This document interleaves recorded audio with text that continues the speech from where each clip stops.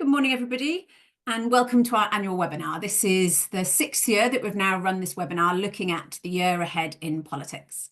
So I'm Janie Emmerson, and I'm the Managing Partner for the UK and Europe at Hanson Search, and also our Global Public Affairs Lead. So for those of you who don't know us, we are a specialist headhunting business that's focusing on communications and marketing services, and we've been recruiting in public affairs for about 20 years now. So I'm delighted to be joined by my fantastic panel today, and I will pass you over to them in just a minute to introduce themselves. But I'd really love the session today to be as interactive as possible. There should be a Q&A button in the sort of middle to the right of your screen. So feel free as we're talking, please pop in questions there. We'll try and cover them in the initial discussion, and we'll also have some time at the end to go through those questions too. So let me hand over so you guys can all introduce yourselves. So Luke, let's start with you.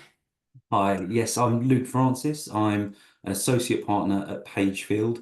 Prior to joining them, I spent about 15 years working for the Labour Party for my sins in various roles, advising politicians at local, regional and national level, and most recently in Westminster. So looking forward to the conversation. Brilliant. Thank you, Luke. Jim. Thanks very much, Jamie. I'm Jim Bly. I am Director of Corporate Affairs and Communications here at the Food and Drink Federation. We're the trade association representing food and drink manufacturers, so that bit in the middle of the food chain between retailers and the farmers. Brilliant. Thank you, Jim. And Anita. My name is Anita. I'm a senior partner at Portland and a former kind of government special advisor that's been reading the tea leaves of the challenges of governing over the past 10 years or so. Brilliant. Well, thank you all for joining us, and great to have some of you here again. I know a couple of you have joined us before and some new faces too, so thank you much for taking the time. So obviously the UK, the last year in politics has been pretty changeable with the sort of election last summer and all the changes that are coming there. So what I really wanted to talk about today is, how public affairs professionals can sort of think about the key issues of government and how we can navigate them over the coming months. So the first question I wanted to start with was, now Labour is sort of 6 months into their term, how do you think they've adapted to the business of governing? Is there a clear vision, and how have they fared in terms of restoring public trust? So Anita, let's start with you. I think this is the critical question. I break that down into the business of governing. I think there was quite a lot of naivety, cockiness, call it what you will, about the kind of task, because the diagnosis for where the Conservative government had gone wrong was there's chaos and there's incompetence. And I think Labour has sort of discovered how easy it is to look incompetent, whether you kind of the Sue Gray affair and public trust issues around Taylor Swift or Lou Haig's resignation or Tariq Sadiq's resignation. These things just happen. But I think they have been a quick study in acquiring more message discipline and ensuring that they now have this principle, or certainly deliverable task, that they have set the government as a whole. Because the mark of good government is not about what you will do, it's about what you won't do. It's about making those decisions about where you're going to put your efforts and energy. And in doing so, I think that's going to make the next year of really tough choices around spending, etc., just a little more focused. Brilliant. Thank you. Jim. There was a lot of optimism amongst the business community, I think, before the general election, and Labour had taught a great game. They talked about all the right things, about deregulating, about lowering taxes over time, about supporting businesses and so on. And I think that optimism and willingness was carried through into the first couple of months of the government. But then the real test came with the budget, which was bafflingly late on, and I wonder whether they should have moved that earlier, so they didn't get stifled by all of the debates they had over winter fuel allowance and all that kind of thing. But the budget, Rachel Reeves made a series of choices that undermined that hopefulness and that sense of optimism amongst businesses. Putting up national insurance contributions by £25 billion a year inevitably will hit growth. And if the government is really serious about its growth mission, and we see today with the Chancellor's speech and with the Prime Minister's interventions as well, that they're really trying to put fire underneath that agenda. But if they're serious, they really have to make progress and prove it now. I've got a lot of personal sympathy, I think, for ministers who have found this, personally a massively difficult transition. Very often you're moving from having a team of 4 or 5, and maybe your policy was done by 1 or 2 additional people as well, to having huge departments to run. And that is really, really difficult to do and to get to grips with. But they've had a few months now. And so I think businesses are looking to them to say, okay, we get it, we hear you, now we're going to help you and support you, and these are the ways we'll do it, and get really granular about how they'll support business community in that. Brilliant. Thank you. Luke. Well, I think those guys have hit the nail on the head. It's been an incredibly steep learning curve. There is very little institutional knowledge or memory of what it's like to be in government in the Labour Party. And actually, one of the things I think they've realised very, very quickly is that one of the biggest challenges in government is the scrutiny that comes and the need for very effective communications. And I think for lots of reasons, Labour have struggled with that. The announcement around winter fuel payments, the delay to the budget, as Jim said, I think the general downbeat tone around the UK economy and the public finances, I think it felt overdone. And actually we're seeing quite a jarring U-turn on that, and a sort of Trumpian upbeatness to Jonathan Reynolds and Rachel Reeves at the moment. And it really put them on the back foot for those first couple of months. And we saw some ruthless changes at the top in number 10 to try and end that drift and sort of take back control of the narrative, as we love to say in the comms world. But what we really mean by that is having a story to tell. And I'm still not entirely convinced that Labour knows quite what that story is that they want to tell to the country. For the first few months, it was about the state of the UK economy and the gaping black hole that had been left in the public finances. And I do think that was overdone. And I think it has left people feeling fairly downbeat about not just the state of the country, but the prospects for the future. And actually, if people did vote for change, I'm not entirely convinced that everyone who voted Labour at the election was voting for that positive change that Labour seems to think they were voting for. I think a lot of it was to get rid of the Conservatives. But if it is change that people voted for, I'm not entirely convinced that Labour have done a great job just yet of getting to grips with what that means in government and how you go about delivering it. Okay, thank you all. So you touched on this, Luke, I guess, thinking about the sort of geopolitical angle. Obviously, there's, lots going on around the world at this time. So how can the government sort of navigate its position on the global stage, I suppose, and particularly that relationship with Trump and the US? How do you think that will impact it? So Luke, I'll come back to you if that's all right. Yeah, absolutely. So I think you look at this through the prism of where Britain has historically sort of drawn its influence in the world in those 3 distinct areas post World War II, and it's through the Commonwealth, it's through our sort of best of both worlds relationship with Europe, and then through what Churchill called the special relationship with the United States. And those 3 distinct platforms essentially allowed Britain to really punch above its weight for decades on the global stage. But what we've seen over the last sort of 10, 15 years has been an unraveling of those relationships in those 3 distinctive spheres, and it has left Britain slightly adrift. Obviously, we had Brexit, which fractured a lot of those relationships with our European partners. We have seen Trump returning into the White House and some of the tensions there with a Starmer at number 10. And suggestions that Labour activists were over campaigning for Kamala Harris, which looked at one point like it was going to be really problematic for that special relationship between the UK and the US, although Trump was very positive about the conversation that he had with the Prime Minister a couple of days ago. So maybe we're in a completely different place than we were 72 hours ago on that, but certainly with the Commonwealth as well, that global network is starting to unravel, and there's a lot of people pushing for change in that relationship. And so I think Labour and the government now are facing a choice about which way they want to face, west or east.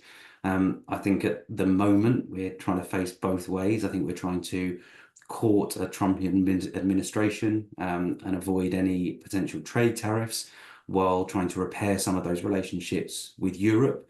It is a very difficult line to tread, and I think at some point there will need to be a decision taken. I don't think we can continue as we have done historically to be the bridge between the US and Europe, because I think there are too many tensions in that relationship, and I think even within the European Union there are lots of fractures, and I suspect that governments like Italy's are going to have a far better relationship with the US than some of their other European counterparts. So it is a very difficult time for Britain on the global stage. I think at some point we're going to have to make a decision about whether we look west or east in terms of closer alignment on trade and on regulation.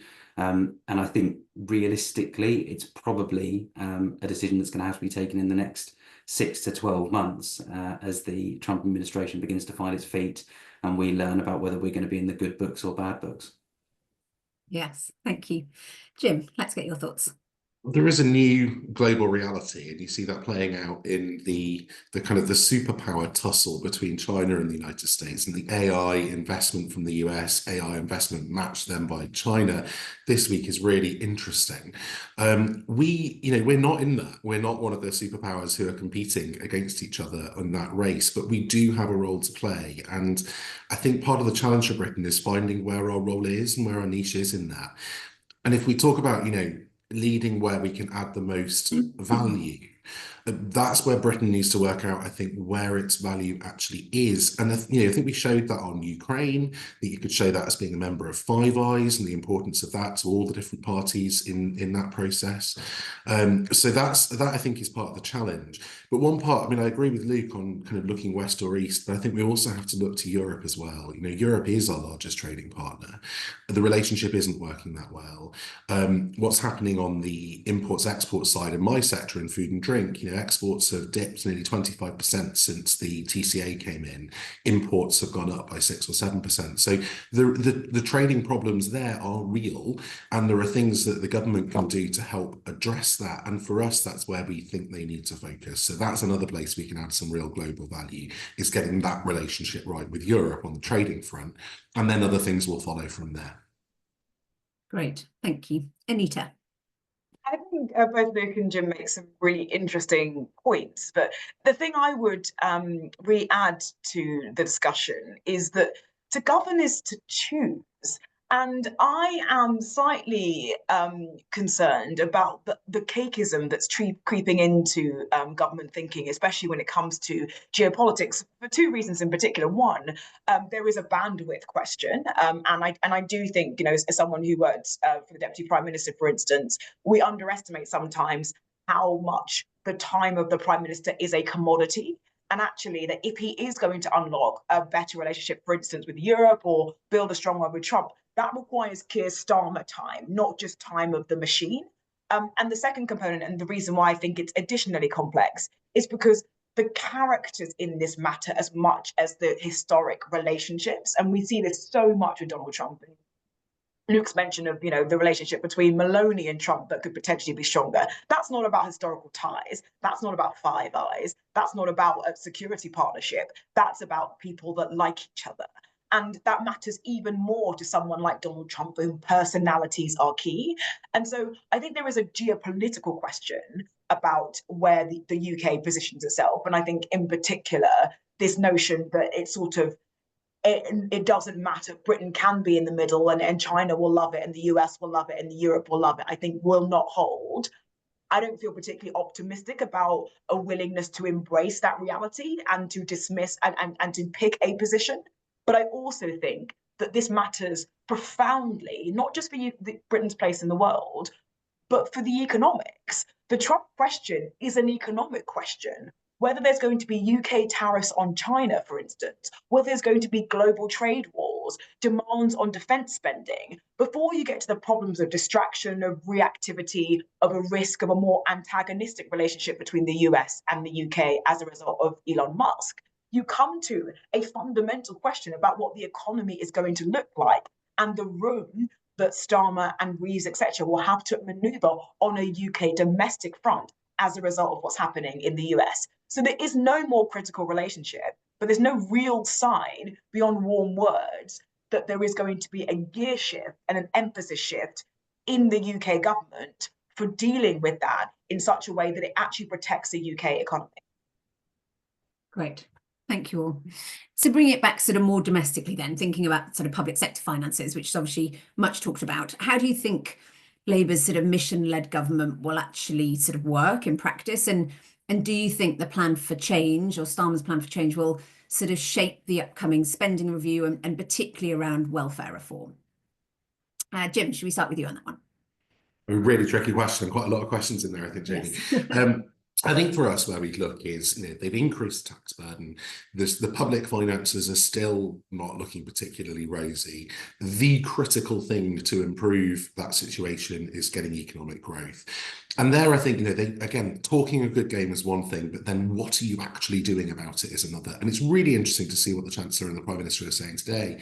Deregulation of planning is good.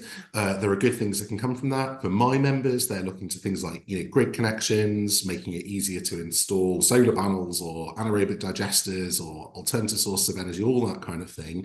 All of that is kind of a stifler of growth, and it stops investments from being made. So how are we going to speed that process up, and how are we going to make it easier?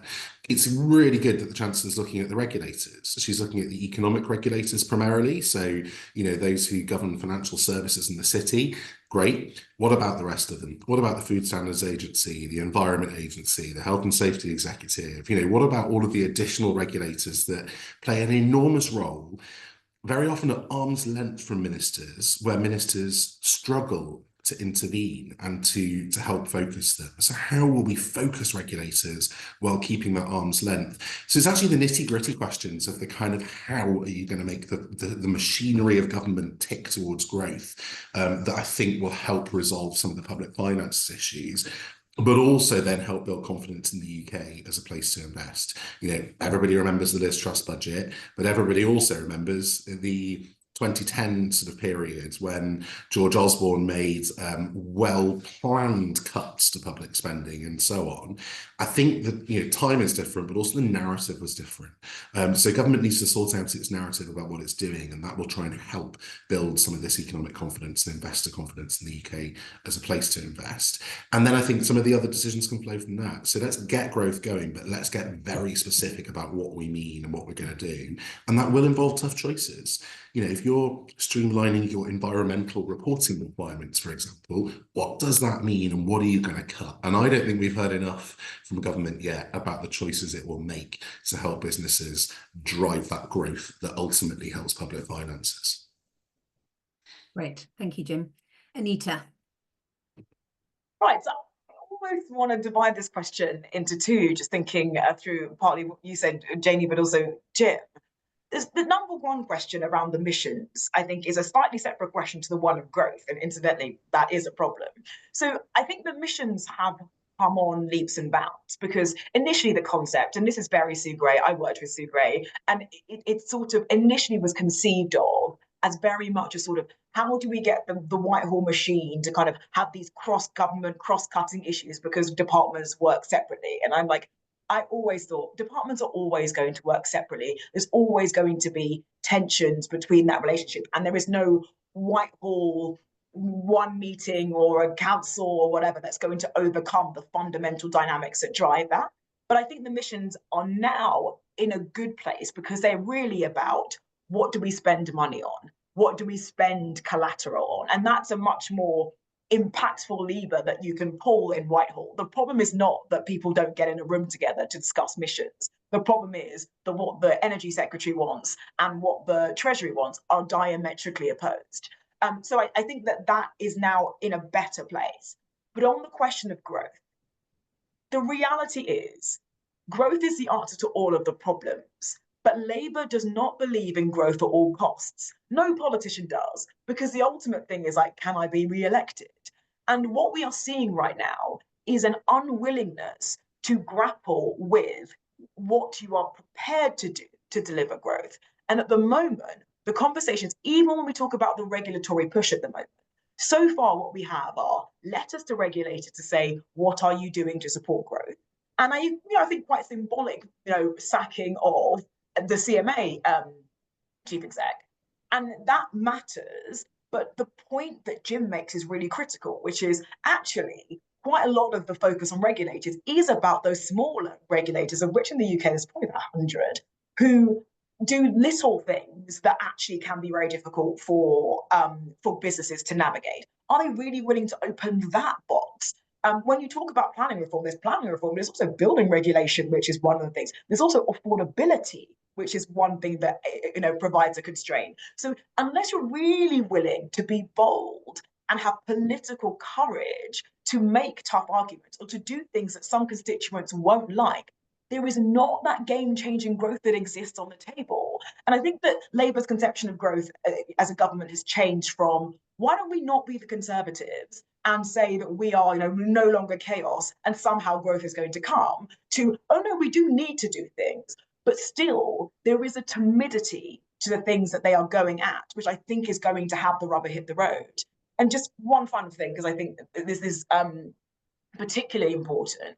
There is an indication right now that in this sort of managing of public finances, the reason is not countenancing a change in the fiscal rules. And someone who knows her very well kind of said to me, I think that there are many things there was nothing she would do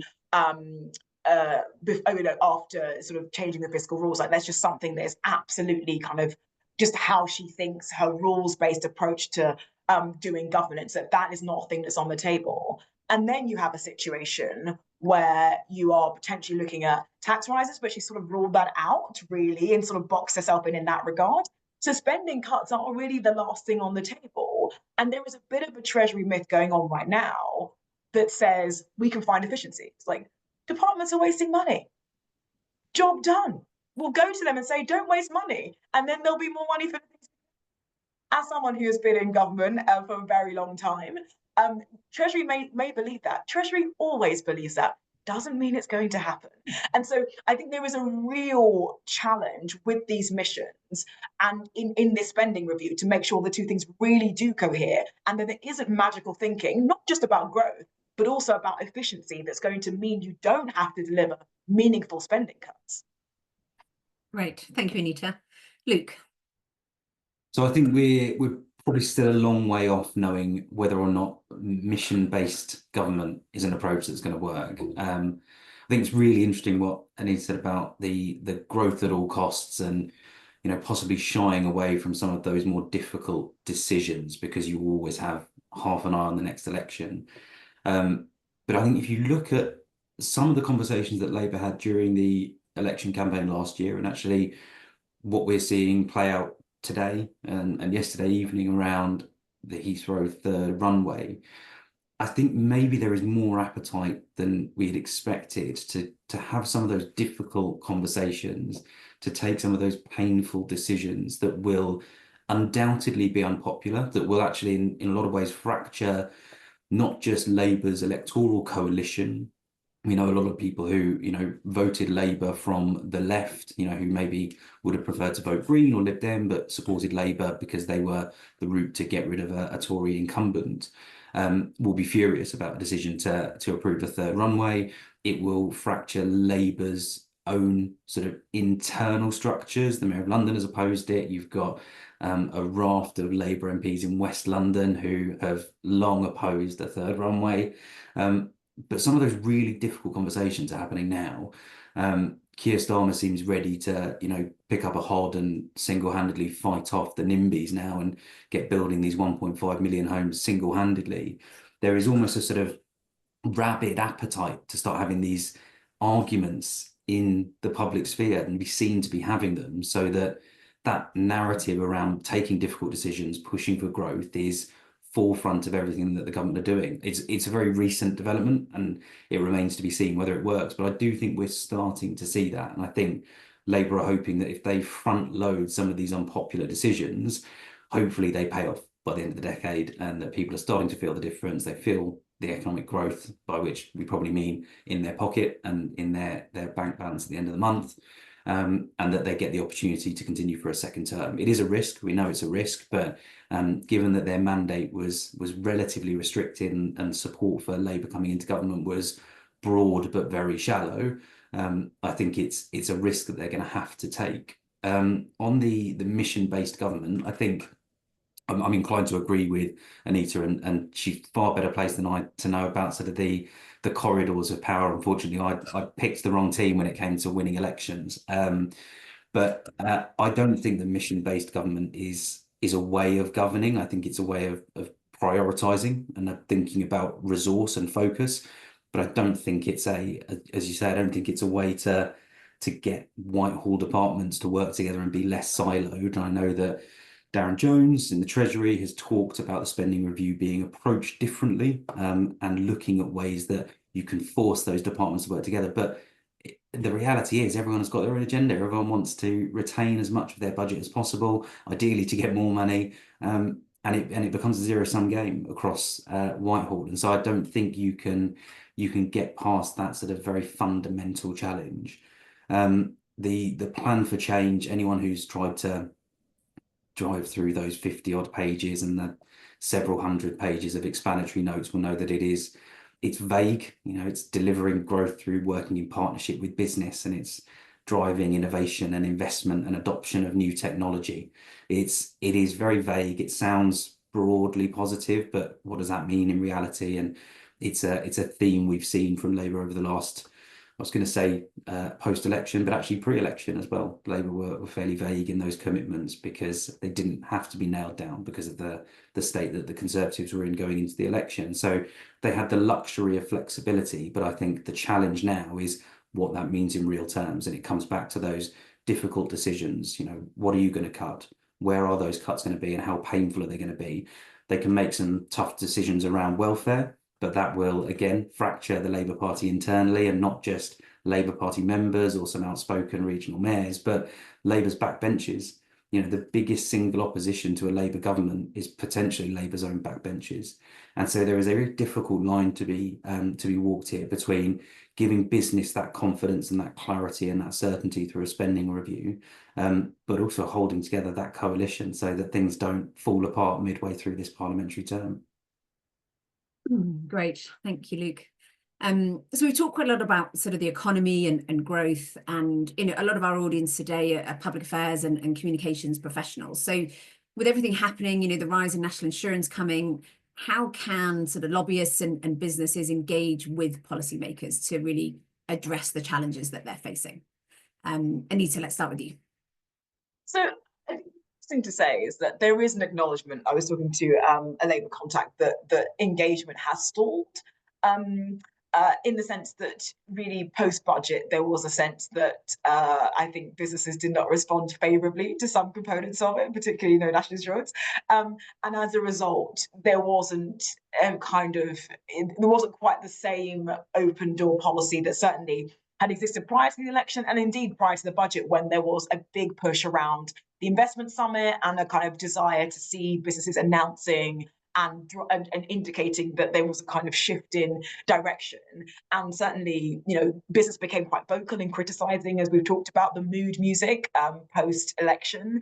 And then they became slightly more vocal in criticising the decisions on the budget. So I think that's kind of seen a cooling in relations. But I don't think that's necessarily a bad thing. I sort of think the honeymoon is over in many ways. I mean, anyone can look at the polls, but particularly that honeymoon of the relationship between business and government.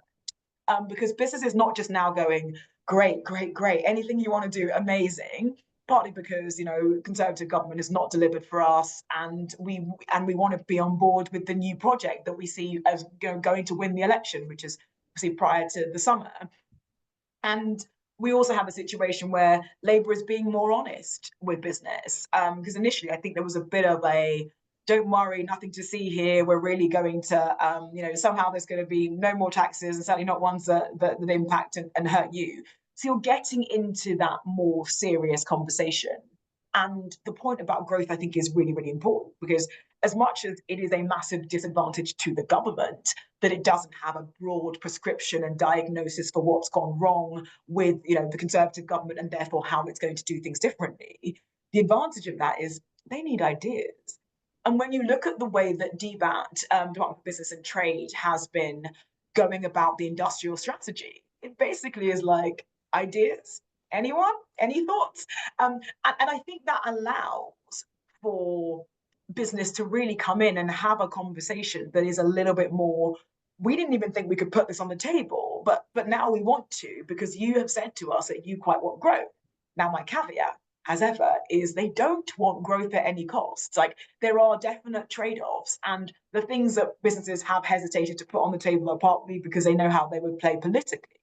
But there is more of an appetite, some might call it desperation, for growth right now that means that conversations are indeed possible. So I think there is a difference in the relationship just 6 months on. But I think that, and the national insurance thing actually, I think the institution of government accepts that that was a hit on government, on businesses. But there is scope now for a more honest question and conversation about what it might take to secure and deliver growth. And I certainly know and have been, advising clients around this conversation about regulators. I'm sure Jim's doing the same work, is saying, well, actually, this is not a question of just like the FCA and the ICO and the CMA. This is a question about building safety. I keep mentioning them, but this is a question about health and safety executive. Like it's a question about the broader apparatus of business and government that the government is more receptive to. And there's a bit of don't ask, don't get. Great, thank you. Luke. So I completely agree with Anita. I think engagement really has stalled. I think pre-election Labour were in full charm offensive mode. I think, we saw a high point post-election with the Investors Summit, and we actually saw the impact that some of that engagement and some of that input that the private sector was able to have through things like the Workers' Rights Bill, being sort of slightly watered down, kicked out to consultation. That was a direct result of feedback from business leaders. And he said the honeymoon is sort of over now. And I think it's, the honeymoon was probably over before Keir Starmer had connected to the number 10 Wi-Fi. I think that was instantly gone. And I think the challenge was placed in front of the government to start delivering and start to implement some of the conversations that they'd had before the election with business leaders. But I do think there has been a mood shift in the last 6 weeks, 4 to 6 weeks, where Labour originally came into government with a real significant amount of confidence based on the size of the majority. And there was a period of bedding in with where engagement took a backseat and business suddenly felt like maybe they weren't getting the same access, or they weren't getting the same opportunity to engage with stakeholders that they were before the election, which is to be expected. But I don't think they ever quite got back to that place that they were with the private sector before the election, where especially special advisors, but actually ministers as well, were out having those conversations. Johnny Reynolds, Rachel Reeves were doing a fantastic job of being out and having those conversations, being in boardrooms. And that felt like it stopped. And actually, similarly with special advisors, I think they retreated slightly, again, understandably, wanting to learn their jobs, understanding how to help their ministers navigate the civil service. And I think a combination of the budget and the decisions that came out of the back of that really changed the mood music. And Labour suddenly realised that actually there had been a reset moment in those relationships with business, and that all of that goodwill that had been built up had evaporated immediately, and that actually they were almost back to square one. Labour had promised stability and certainty, no big surprises, and then pulled national insurance contribution rises out of the bag and blindsided business. And so I do feel like that has reset the relationship between business and government, and a lot of that goodwill has been burnt through. And Labour know that they need to start rebuilding it very quickly. This positive narrative that's being pushed out now around growth and around banging the drum for Britain around the world. They know that they're going to need private sector investment and support, and there's going to have to be a public-private partnership to deliver a lot of this. And for us in the public affairs world, that presents a great opportunity. But I would urge caution when that engagement does take place with some of those senior politicians and officials. And I'm hopeful that over the coming weeks and months, we will see those doors start to open again, and those conversations starting to be had. That these politicians know there are challenges. They've been in post long enough now to understand that there are big, substantial challenges, regardless of what their brief is.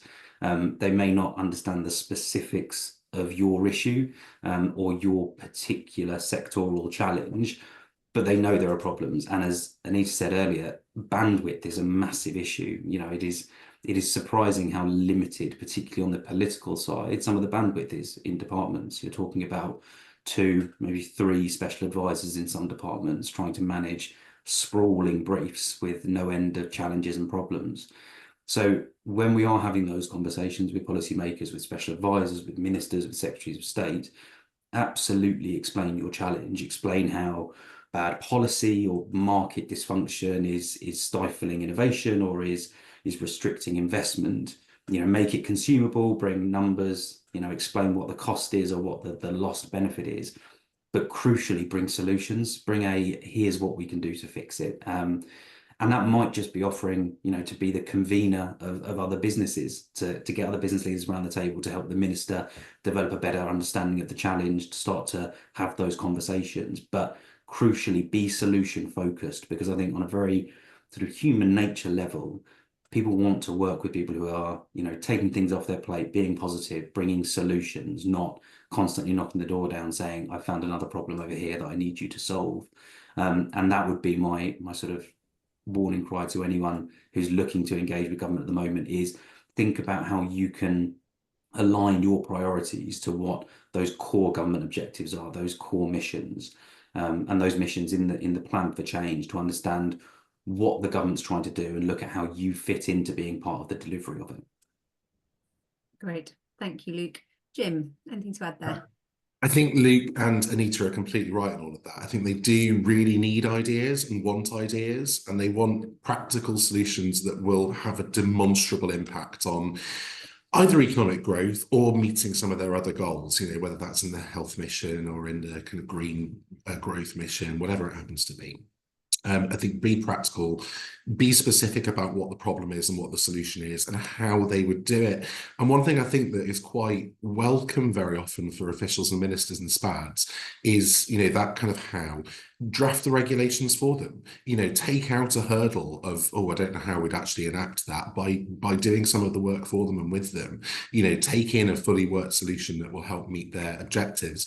There's a human angle to it as well. I think very often businesses will think that there's a great conspiracy in government departments and they're coming up and cooking up all these plans and ideas and so on, which they fully worked through and thought about. More often than not, that isn't the case, actually, and they're looking to us to help them. I think a lot of what we do in public affairs, particularly for a corporate, is problem solving. It's problem solving for your business, it's problem solving for your country or for your sector, whatever it happens to be. So let's go and show our value and our worth as a profession, essentially, to help meet the government's goals. One the government does have on its side is time. There's plenty of time before the next general election. So now there is some space for bold solutions and radical solutions if it will help them govern better and meet the objectives that they want to meet. So let's try and get in that space. Right. Thank you. So we've talked about sort of growth quite a lot already, but to touch on, I suppose, the kind of innovation and entrepreneurship side of it. And I was reading this morning about the Silicon Valley of Europe between, Oxford and Cambridge, and how that could be established. So what are your thoughts on how that will play a role, I suppose, in the recovery and in economic growth? Let's start with you, Luke.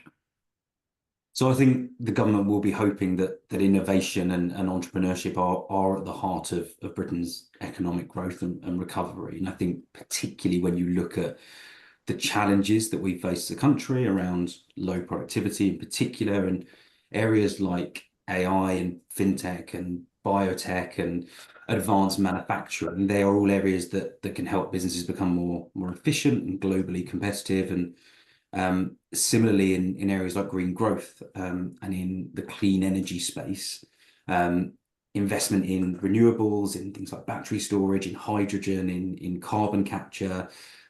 We've got some amazing startups and scale-ups in the green tech space in particular that are going to be crucial for meeting climate targets, net zero targets, but also job creation and particularly regional growth.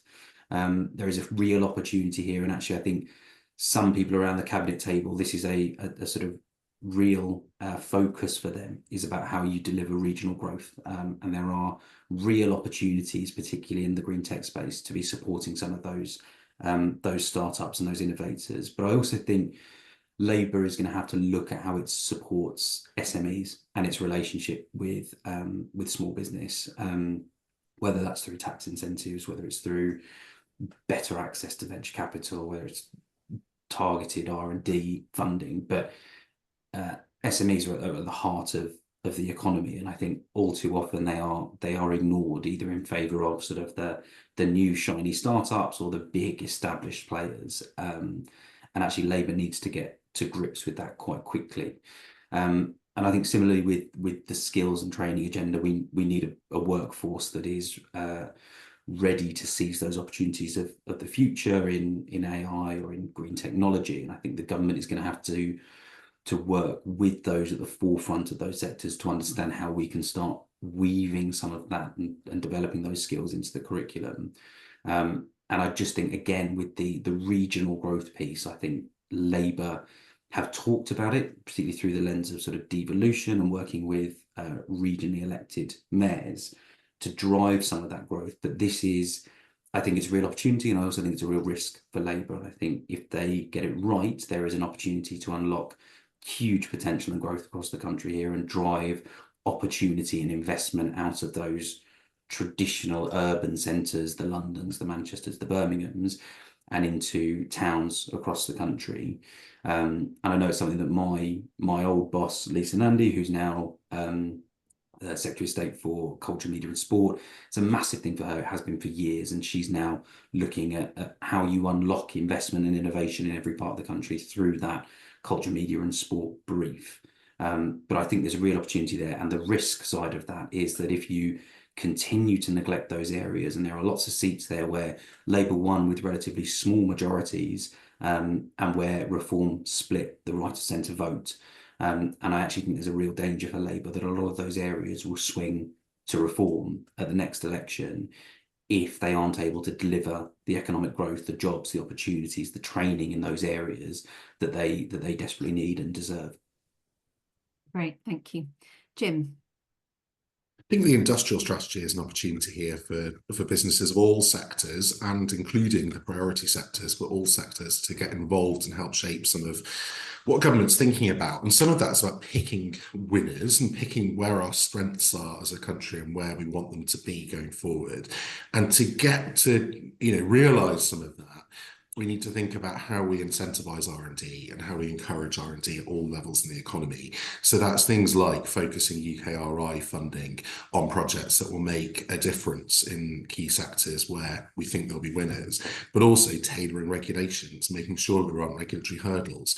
If you look at an example from my sector, if you're trying to create and have approved novel foods, so it could be insect-based proteins, or it could be new forms of artificial meat or lab-grown meat or whatever. Are the regulations in place to deal with that? No. Are the regulatory processes simple and easy to get through and help your business innovate? Absolutely not. So let's try and unpick some of those kind of day-to-day hurdles, and that will also make a difference.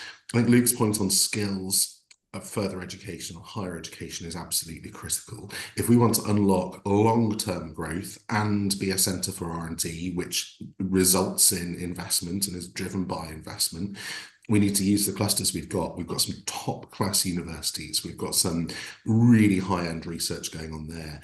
We are in danger, I think, as a country of letting some of that dissipate. We've absolutely got to refocus there and make sure that those higher education and further education clusters are supporting the clusters of businesses that we have as well. And there's quite a lot of work to do to get to that point. But all of that, if we get that right, that will lead to more investment, and that leads to more growth and better jobs and better pay and all the rest of it. Thank you. Anita. So I think there's two things that are really critical in this conversation. And first, I think actually also has come up in a Q&A question, which is the sense that actually the government seems to be talking quite a lot to big business and having a conversation that's really about global companies and global investment. And it's an interesting thing, because I think that they have the capacity to deliver the kind of big changes that the UK really sees. But when you factor in small businesses, which are obviously the kind of majority of growth, the drivers, majority of companies in the country, and also the levers that the government really does have with those big corporates, where effectively, some of them are bigger than entire nations, you do sort of question whether that is the right move. So when you look at something like AI and innovation, and I'm not going to go too much into the detail of what's happened this week with China. I'm a total AI nerd, but the reality is that there is a fight going on between the creative sector in the UK and some of the direction of travel that the government has set out in regards to things like copyright.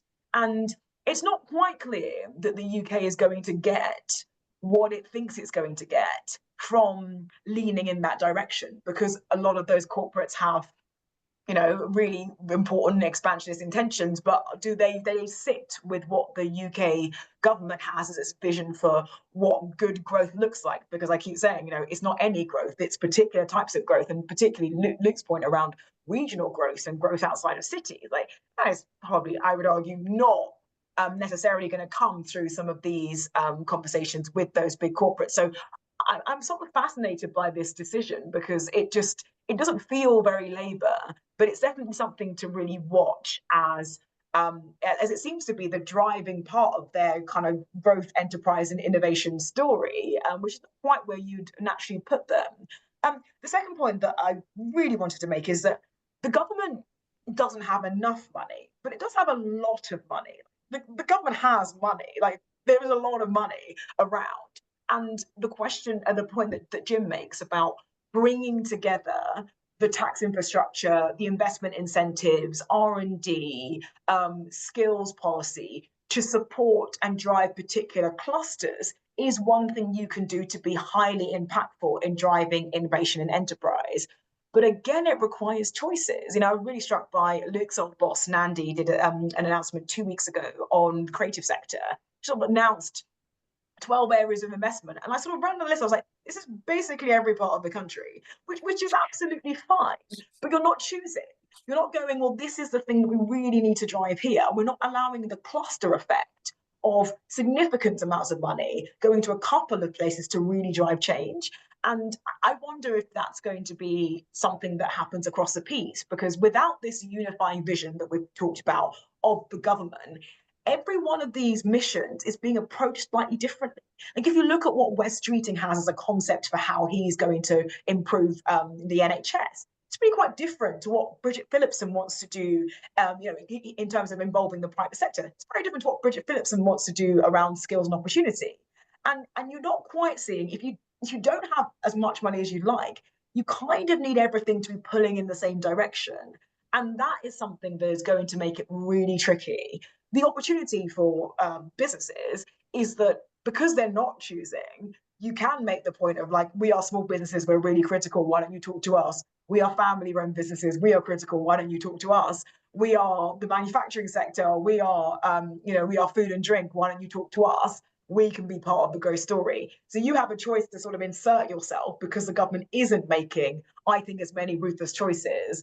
Even in that industrial strategy, there are 8 sectors, but they're pretty broad. Thank you. Okay, last question from me, and I appreciate we've only got 10 minutes left, so I'll try and get through some. I think we've talked through some of the topics that have come through on the Q&A around universities and SMEs. But a quick question on sort of the local elections that are potentially happening in May and the elections next year in Scotland and Wales. How do you think they could alter the current balance?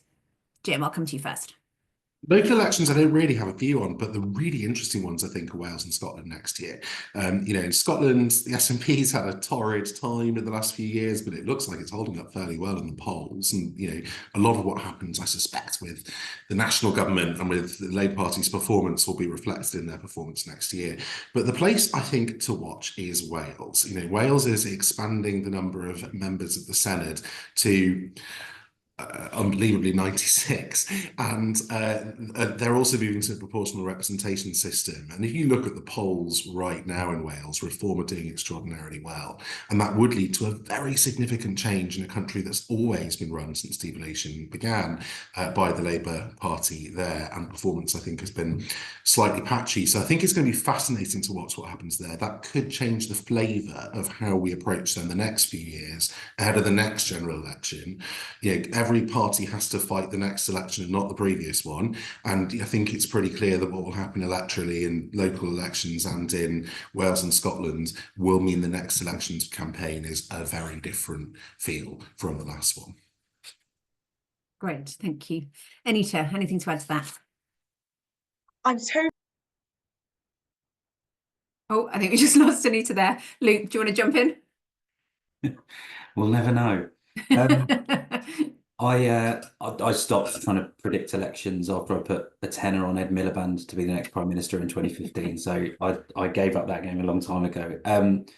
But in all seriousness, I I think, you know, this is going to be important. This is the big sort of first big electoral test for the government, for Keir Starmer, and it will, certainly the locals will set the narrative for the second half of the year. And I think we can often underestimate how much the local elections can impact the national picture and shift the mood around Westminster. And as someone who has run many local elections in my time, I struggle to see past reform as the main story in the next election for a few different reasons. I think the Conservatives still feel a bit rudderless, and I think Kemi Badenoch has struggled to find her feet and establish herself and land a clear attack line on the government. Now we may get there in the coming months, but it doesn't feel like that's the case at the moment. I think the Lib Dems will do fairly well. They're street fighters. This is what they do. This is their strength. You know, they will win by, you know, hyper local campaigning about the street light at the end of your road or the park around the corner. I also think we'll continue to see a trend of independents winning by campaigning again on hyper local issues. But if you look at the seats, and this is very nerdy and political, so apologies in advance to everyone, but if you look at the specific seats that are up, you know, it is going to be a kicking for the Conservatives, regardless of which way you cut it. They hold just over 1,300 of the seats that are up for grabs, and that compares to about 350 for Labour, just over 300 for the Lib Dems. Greens have got about 60 odd, and Reform have about 12. And so it is going to be a terrible set of local elections for the Conservatives, which will do nothing to help their repair job. But I do think we're going to see Reform pick up a huge number of those seats, and I think it will continue that national momentum and idea that Reform can really challenge Labour at a national level. And I think, as Jim said, it's going to be fascinating what happens in Scotland and Wales. I think the most recent YouGov poll had Plaid Cymru on 24, had Labour and Reform on 23 apiece. And then you've got a transition to single transferable vote proportional representation. Again, incredibly geeky, but it will throw up really unexpected results, and it will be really interesting to see. And up in Scotland, I think Anna Sala has done a fantastic job of making Labour competitive again, but the SNP still enjoy a 5 to 7 point lead in the polls. So who knows where we'll be by May 2026. But yeah, please don't come to me for any betting advice, because you won't make any money. Thank you, Luke. Anita, we lost you, but we'd love to hear what you were about to say. So I was going to agree with Jim that I think the Welsh elections are absolutely fascinating, but I think he's covered that off. So just on the locals themselves, I think the major trend is the one that Luke identified, which is really the disconnection between the populace at large and the two main parties. And we are going to see a continued fracturing of that vote, and whether that's community groups that continue to do very well, and whether that's kind of slightly more issue-based groups like the ones that did very well in the general election around kind of issues of Gaza. But actually, I think there's broader issues within certain communities and Labour, and also, you know, Reform coming up strong if they can get their machine to work better than, frankly, they ever have managed to do, even when they were Brexit Party, even when they were UKIP. There were kind of fundamental basic errors that were not apparent. It's not apparent that they fixed it all, and where money continues to be a factor, but actually skill set is also quite critical. And I've worked in part for the Conservative Party chairman at one point, and the machinery of elections when it comes to locals actually really matters, because honestly, most people don't know local elections are happening. So you kind of have to tell them, and you have to get them to vote. And so you can't rely on airwaves mission. It's a really kind of a door-to-door strategy. So I do think that the media interest in Reform continues to be a critical part of the story. And so even if, you know, if you look at somewhere like Wales, like Plaid did really quite well in the elections in the general, you know, getting up to 4 seats, and I think are pretty punchy and optimistic about where they can go in 2026. But it's likely the media story will be about Reform, and whether that has a galvanizing effect for it. And continues to drive the sense that the two-party system is continually fracturing, I think is actually quite an important narrative. And it's important not to underestimate the extent to which that is a political preoccupation. I was chatting to someone that was going in to see McSweeney, etc., with some interesting numbers about where the public are, particularly that slightly more disengaged voter. So this is a political preoccupation. that will shape what the Labour government does, even though they'll go out on the airwaves and say these are just local elections. Thanks, Anita. So let's try and squeeze in a question or two from the audience before we finish at 10. We talked a little bit about AI, that's been touched on. Would the panel like to offer their predictions on the possible shape of UK AI regulation as it unfolds? Do you think they'll lean towards faster development or safer development, or is there a middle ground? Who wants to take that one? Go for it, Anita. I feel like Luke unmuted first, so. No, go on. It was just a pass, I'll be honest. Thing is, in some ways, what the UK does doesn't matter hugely because of what's happening in China. But I think there is genuine ambition within the machinery of government to be a permissive environment for AI. It's just whether there is courage to do that quickly and to sort of see down some of the other kind of forces. So faster is what I would say, but it may not matter. Great, okay. And then we've had a couple of questions about net zero. So what's the panel's view on how the government will engage with business on the net zero commitment and the sort of policy evolution from there? I'll jump in with a starter for 10. So I think going back to what Anita mentioned before about some of those tensions in government and some of those difficult decisions, and actually what we're seeing already is perhaps some of those tensions playing out around the cabinet table where certain decisions being taken by the Treasury are not particularly well received in DESNZ.